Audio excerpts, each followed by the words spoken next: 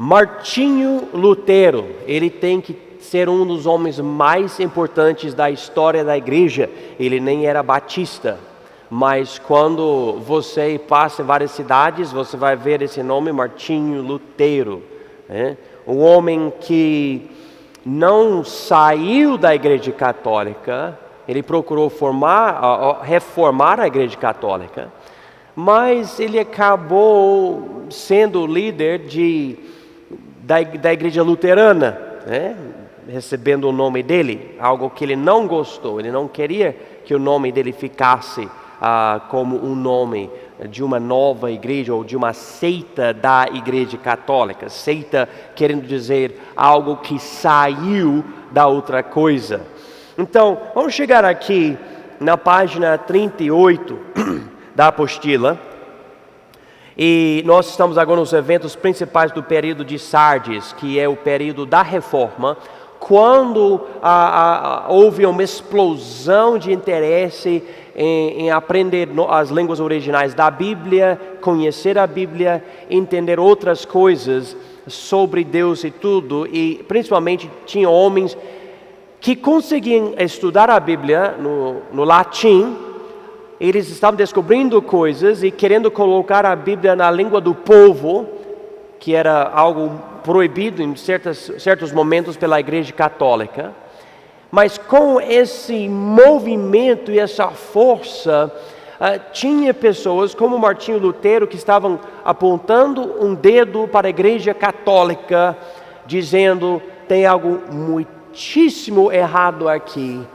E Martinho Lutero basicamente enfatiza a teologia errada da Igreja Católica e como os ensinos dessa igreja enorme estavam corrompendo o caminho para o céu.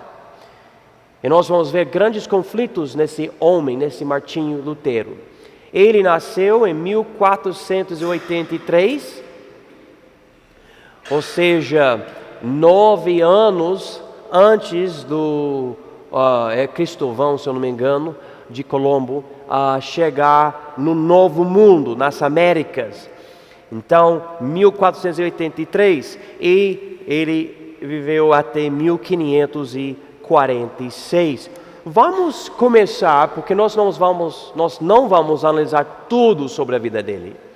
Nós queremos entender mais o impacto que ele teve nas igrejas.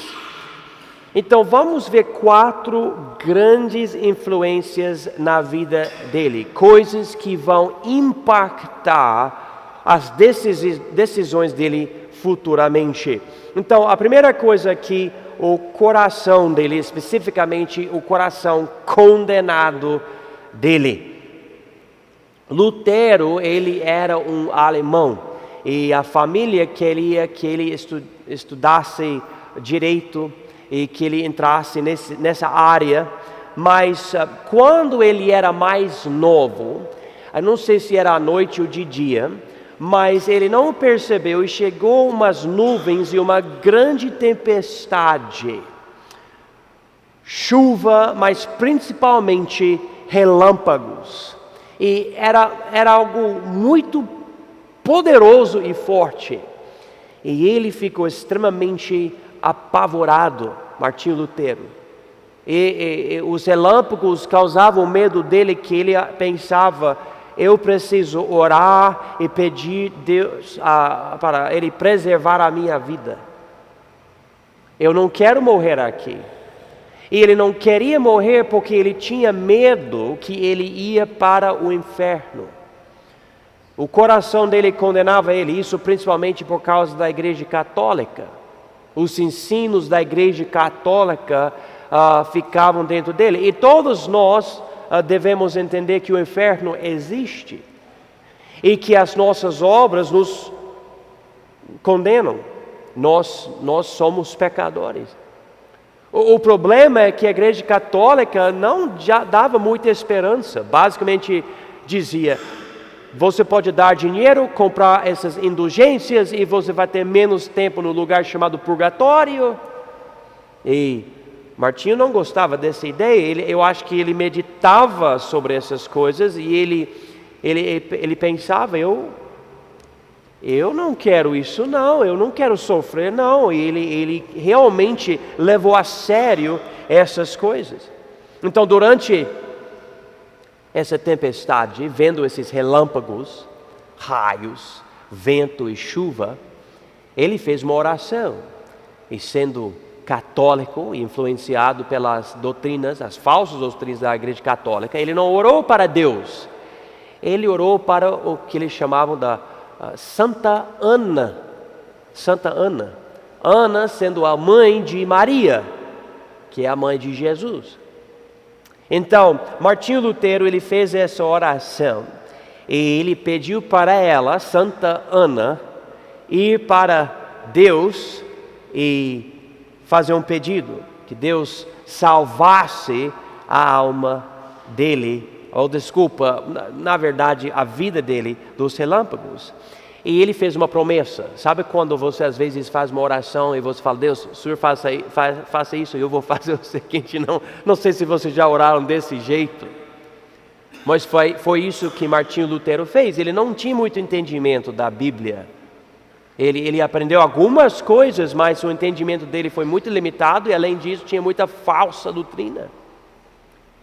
Então ele falou, é para eu estudar direito, mas se o Senhor salvar a minha vida desses relâmpagos, dessa tempestade, então eu vou largar direito e eu vou ser um monge católico.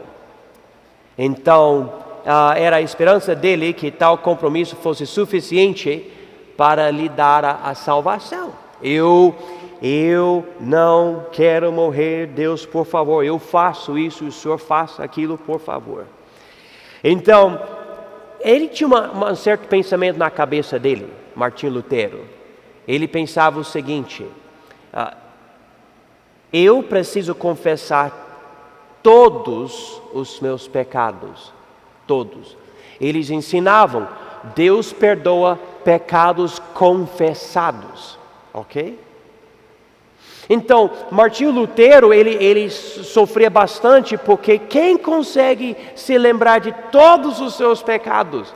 Aqui em Ouro Preto, nem sei quantas vezes a pessoa fala para mim, não, mas pastor, você tem que confessar seus pecados para Deus perdoar. E eu pergunto, mas se você tem que confessar o seu pecado para ser perdoado, o que acontece se você peca e morre antes de conseguir confessar o seu pecado? E vamos dizer que você confessou todos os seus pecados, você foi salvo até esse momento, você peca e você morre, para onde você vai? E a pessoa fala para mim, sem pensar muito, então você vai para o inferno. Nossa, que coisa chata. Então cada momento você tem que viver assim, morrendo, porque mentalmente morrendo, com medo. Se eu errar, vou ter que confessar automaticamente, porque senão eu vou para o inferno. Mas Martinho Lutero levou a sério essa ideia e ele fazia isso. Então nessa tempestade ele estava com muito medo. Tem o pecado não confessado. Ele ia para um homem que supervisionava ele. O nome dele era Staupitz, algo assim no alemão.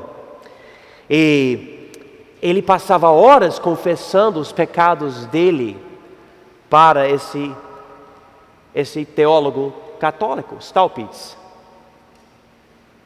Ele procurava qualquer coisinha na vida dele, né? Eu não sei se ficou regra aqui, mas eu me lembro quando não era permitido mastigar chiclete na sala de aula, não pode, né? Eu não acho isso muito ruim, não é igual usar maconha, né? Mastigar chiclete na sala de aula, não acho tão ruim. Mas você pode imaginar, era esse tipo de coisa, vamos dizer, que ele confessava. Outro dia eu estava escondidinho, mastigando chiclete na sala de aula e eu quero o perdão de Deus e tudo. Coisas mínimas. Ele confessava o máximo possível que ele conseguia imaginar. Ele, às vezes, confessava por, vamos dizer, 4 horas os pecados dele, saiu e no caminho lembrou de outro pecado, com medo de ir para o inferno, voltou para Staupitz, dizendo: eu também fiz isso. Preocupado mesmo, um coração super condenado. Staupitz, ele ficou sobrecarregado com tudo isso, e ele disse o seguinte: olha, irmão Martinho, se você vai confessar tanto, por que você não faz algo que vale confissão? Mate sua mãe ou pai, cometa adultério. Para de entrar aqui com essa confusão e falsos pecados. Não, o cara não aguentou mais, né? Vai lá, vai, pega então. Então, esse homem ensinava essas coisas e Lutero queria seguir essas coisas, mas o cara não aguentou.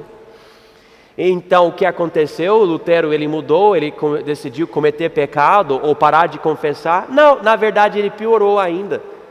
Ele pensou: será que eu estou confessando da forma correta? Talvez eu esteja orando ou confessando só por causa do medo, mas o meu coração não está reto diante de Deus, até a minha forma de confessar é pecado.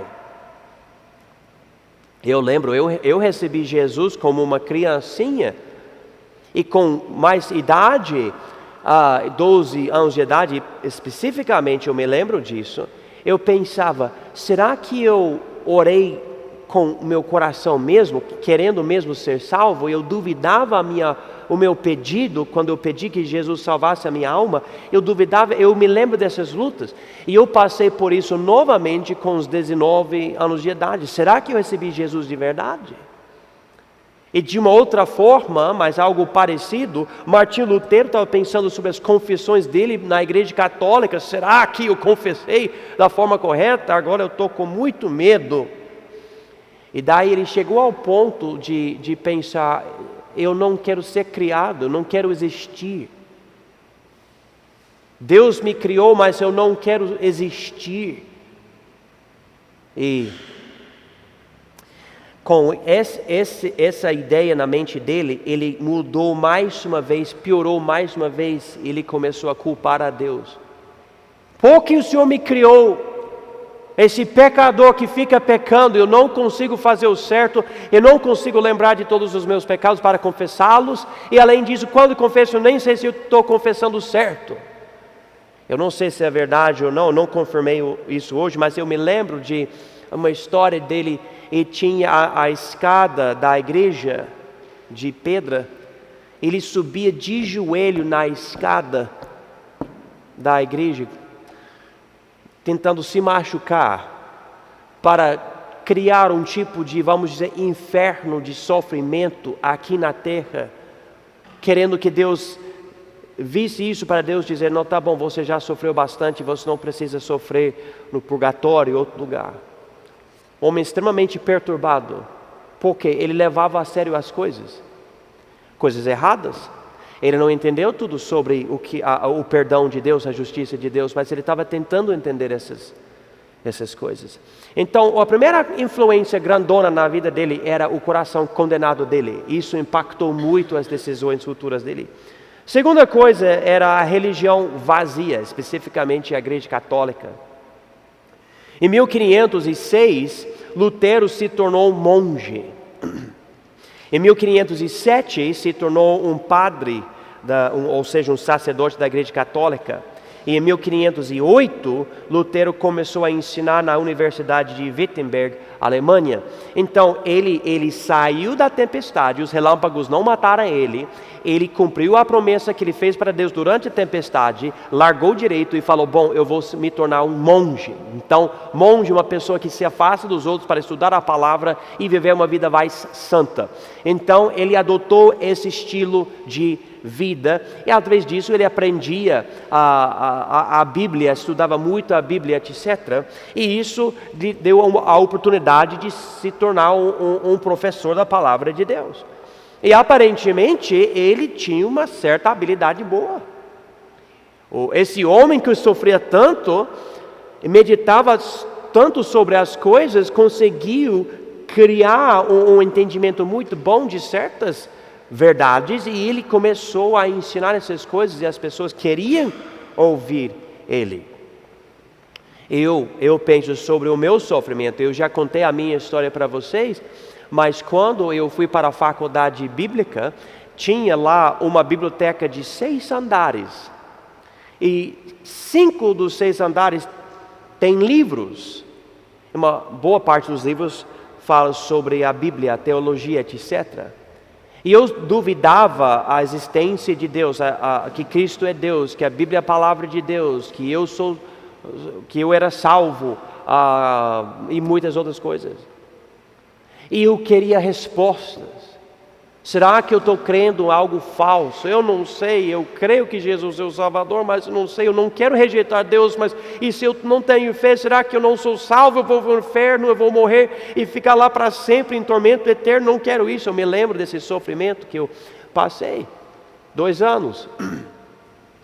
E eu ia para essa biblioteca e estudava, lendo livro após livro, após livro, após livro, após livro, livro a favor da Bíblia, livro contra a Bíblia. Eu queria respostas. E o tempo inteiro, irmãos, eu nem percebia que Deus estava colocando dentro de mim uma biblioteca. Todo o sofrimento, eu estava, como se eu fosse um esponja de seco, recebendo a água de cada palavra, sugando tudo entrando em mim, uma biblioteca de coisas. E hoje, agora que Deus fez essa obra maravilhosa na minha vida, de me dar a certeza da salvação e explicar essas muitas coisas da Bíblia, eu aproveito essa biblioteca dentro de mim, cada vez que eu estou aqui com vocês, nesses estudos ou nos cultos da igreja. Era um momento de extremo sofrimento. Lutero até fala muito sobre isso, quando você lê o que ele escreve, sobre como o sofrimento mental e emocional que ele passou, tentando entender essas coisas, criou ele. E a salvação não necessita de tanto sofrimento, mas ele diz, para ser teólogo, você tem que passar por essas coisas, você tem que realmente chegar bem na beira do inferno, ver o inferno e voltar com a certeza da salvação e dizer, amém, eu não vou para o inferno. E daí você vai ensinar corretamente o Evangelho. Esse é o ponto de vista do Martinho Lutero. Então ele estava aprendendo essas coisas e comparando o que ele aprendia diretamente da Bíblia com a religião vazia da Igreja Católica, e ele estava vendo uma grande diferença, e quando ele ensinava essas diferenças para o povo gostou, e isso animou mais a ele. Ele ficava procurando discernir o que está certo, o que está errado, o que está certo, o que está errado. Ele já tinha um coração condenado pelas falsidades da Igreja Católica, porque a Igreja Católica não mostrava para ele o caminho da salvação, que é Jesus. E agora ele está vendo o que a Bíblia realmente fala. Vocês estão vendo como essas coisas estão operando na vida dele? A terceira influência, a corrupção católica. Em 1510, Lutero ficou horrorizado com a corrupção que viu na corte papal. Essa igreja que enfatizava tanto boas obras não era tão boa. Tinha vários problemas. Isso não ajudou ele a aceitar certas coisas que foram feitas, mas como eu enfatizei, outros queriam uma reforma moral da Igreja Católica. Ele queria uma reforma teológica, o cerne, o coração da coisa inteira. A quarta influência, a leitura bíblica. Lutero, sendo professor na universidade, tinha o privilégio de ler a Bíblia, algo não permitido para o povo comum. Então, o povo comum tinha que ir para o culto, ouvir um culto no latim, ouvir a Bíblia no latim, mas não entendia. Mas ele estudou o latim, aprendeu essa língua, ele tinha acesso à Bíblia, ele estudava a Bíblia. Ele até fala sobre a vez que ele achou sua primeira Bíblia, era uma Bíblia que tinha uma corrente segurando ela para ninguém poder roubar, e ele começou a ler. Ele nunca tinha visto uma Bíblia inteira do jeito que ele viu. Ele começou a estudar e ler essa Bíblia e entender muita coisa. E como eu enfatizei ontem no culto, foi ontem, né? Sobre a Bíblia. É a palavra de Deus. E o povo ficou na idade das trevas sem esse acesso. A Europa estava nas trevas mesmo. E esse homem sofreu também nas trevas, começou a ver a luz da Bíblia, algo que começou a transformar ele. Então isso nos leva para o número 2 aqui, na página 38, a transformação de Lutero. Essa mistura de influências foi perfeita para Lutero receber a verdade de Romanos 1:17. Quando Lutero compreendeu as palavras desse versículo, especificamente a frase, o justo viverá pela fé, ele percebeu que os sacramentos da Igreja Católica não tinham poder nenhum para salvar a alma. As lições que Lutero ensinava depois impactaram muitos ouvintes, especialmente as palestras sobre os livros de Salmos, Romanos e Gálatas. E eu quero enfatizar para cada pessoa aqui, se você não tem certeza absoluta da sua salvação, ou se você tem em seu coração, em algum lugar, uma ideia que é o seguinte, mas talvez eu precise fazer isso ou aquilo para ser salvo. Você tem alguma coisa que fica perturbando você desse jeito, eu digo para você, do meu coração mesmo, leia e estude os livros de Romanos e Gálatas. Esses livros vão transformar, vão revolucionar o seu entendimento da salvação. Romanos e Gálatas. E ele enfatizou muito esses livros. Vocês podem notar aqui na sua Bíblia, Romanos 1, versículo 17. Porque nele se descobre a justiça de Deus de fé em fé, como está escrito, mas o justo viverá pela fé. E essas palavras aqui, o justo viverá pela fé, vieram do livro de Abacuque, capítulo 2, versículo 4.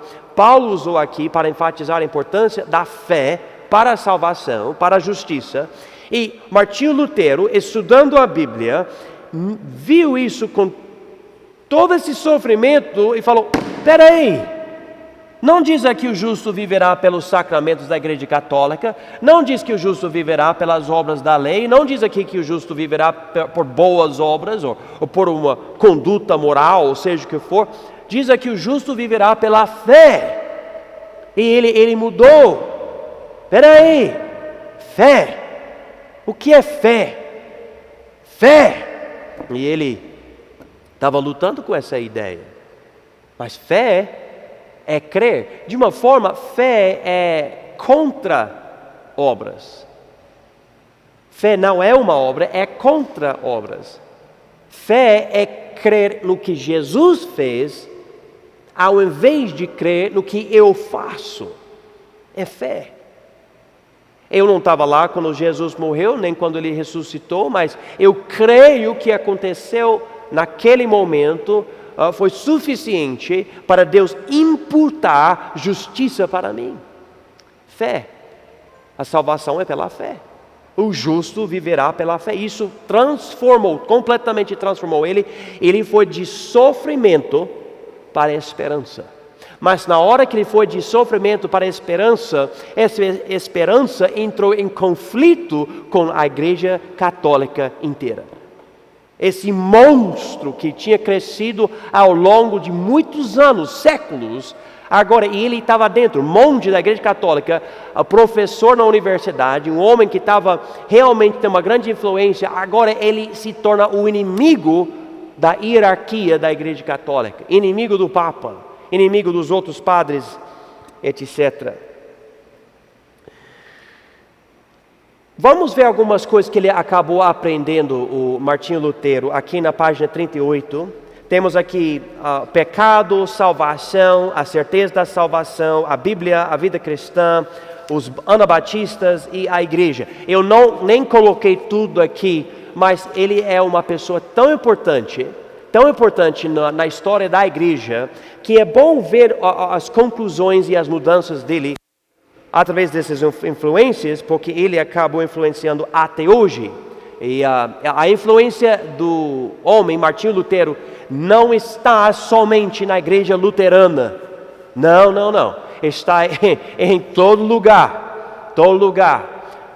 Qualquer pessoa que se chama de um teólogo reformado, que é calvinista, usam as frases de Martinho Lutero, etc. E até nós, batistas, nós falamos muitas coisas que ele falava. Nós não discordamos de tudo que Martinho Lutero fazia, não, nós concordamos com muito, especialmente com essa ideia de que a salvação é pela fé. Mas o que ele compreendeu? Vamos chegar aqui, quanto ao pecado.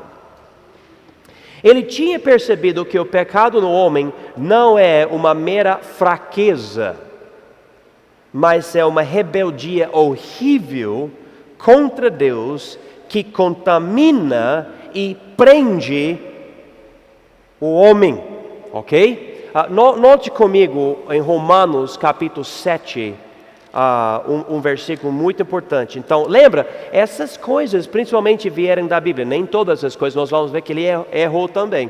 Mas, Romanos 7,13 diz o seguinte: logo tornou-se-me o bom em morte, de modo nenhum. Mas o pecado, para que se mostrasse pecado, operou em mim a morte pelo bem, a fim de que pelo mandamento o pecado se fizesse excessivamente maligno. Então, o pecado não é uma doença. Você não precisa de uma cura do pecado. Você precisa que Deus impute para a sua vida justiça que você não merece. O seu pecado é o que condena você. Não simplesmente deixa você meio enfermo. Eu tenho essa doença, sim. Não, você ficou culpado pelo seu pecado. É isso que ele entendeu. E aqui Paulo, em Romanos 7,13 diz: Deus deu a lei para provocar o pecado em nós, para demonstrar que o nosso pecado é muitíssimo maligno, muitíssimo errado, muitíssimo contra a lei de Deus e contra a vontade de Deus. Então Martinho Lutero começou a entender isso e enfatizou isso. Você e eu, nós precisamos que Deus declare que nós somos justificados, porque não existe nada. Eu não posso arrumar alguma coisa, vou fazer essas boas obras e isso vai ser um tipo de remédio. Obrigado pelos óleos essenciais, Marlene, eu acho que estão ajudando, não sei, mas estou usando. Minha esposa diz que eu tenho o cheiro do Natal, não sei mais. Mas enfim, não é que você passa o óleo essencial em você e já o pecado vai embora. Não, ele diz, não, é muito pior do que isso. Muito pior. Você não tem como apagar a história da sua vida. Você não pode voltar para ontem e apagar nos livros das suas obras no céu e dizer, não, eu não fiz essas coisas com uma grande borracha assim. Não pode. Não existe isso. Está registrado. E a única solução é Deus declarar você justificado, ainda que você seja pecador. E ele reconheceu isso. Ele disse: se alguém tivesse como se sentir a grandeza do seu pecado, não seria capaz de continuar a viver mais um momento.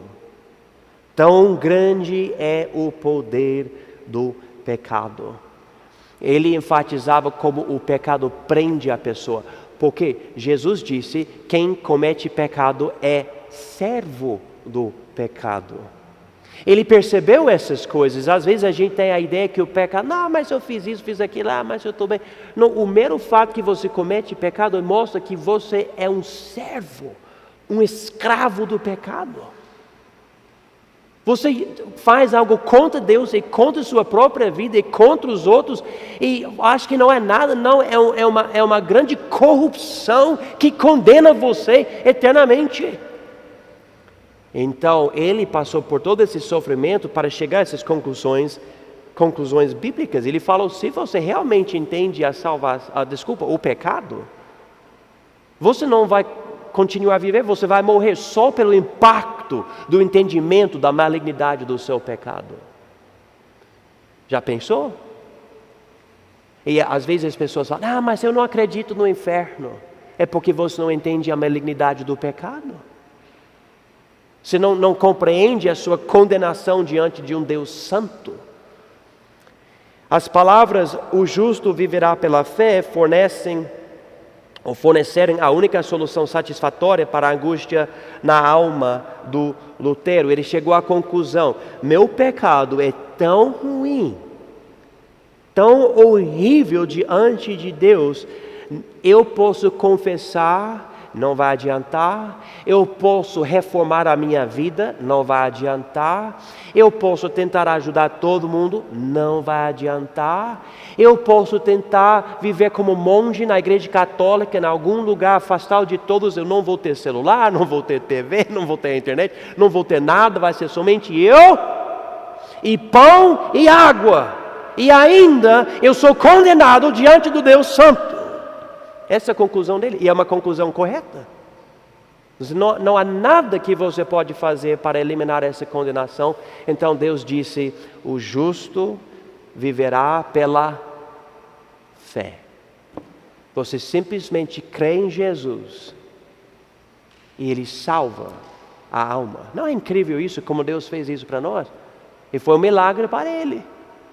Transformou Ele, deu a esperança que Ele não tinha. Agora vamos ver algumas coisas que ele fala sobre a salvação. Lutero começou a perceber que o pecado não é uma doença que precisa de uma cura, mas um crime que precisa de justificação. O livro de Romanos foi principal na compreensão disso, especialmente Romanos 3, versículos 9 a 31.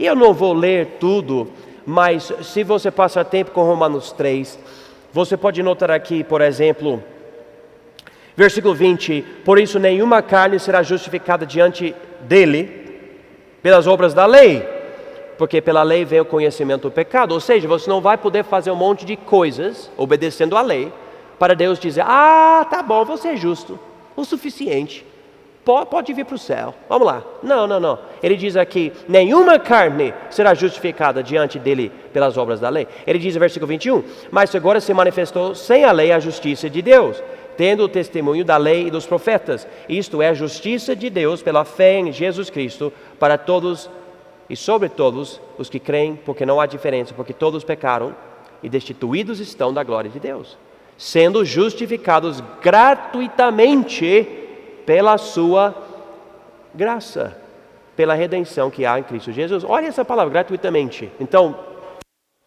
você não paga nada, você não dá nada, você não fornece nada, você não vive nada, você não pratica nada. Nada. É um presente. Se você decidir crer em Jesus como seu Salvador, Deus dá para você justiça. Isso é interessante. Se você voltar para Gênesis 1, 2 e 3, quando Adão e Eva não tinham pecado, eles tinham o que em Deus? Fé. Tudo que Deus fala, a gente faz, tranquilo. Ele é bom, Ele nos criou, Ele nos deu o jardim. Mas na hora de obedecer à serpente, a serpente tinha falado: Deus não é tão bom porque Ele quer esconder de vocês a realidade desse fruto que Ele proíbe. Se você comer esse fruto, você vai ser igual a Ele, conhecendo o bem e o mal.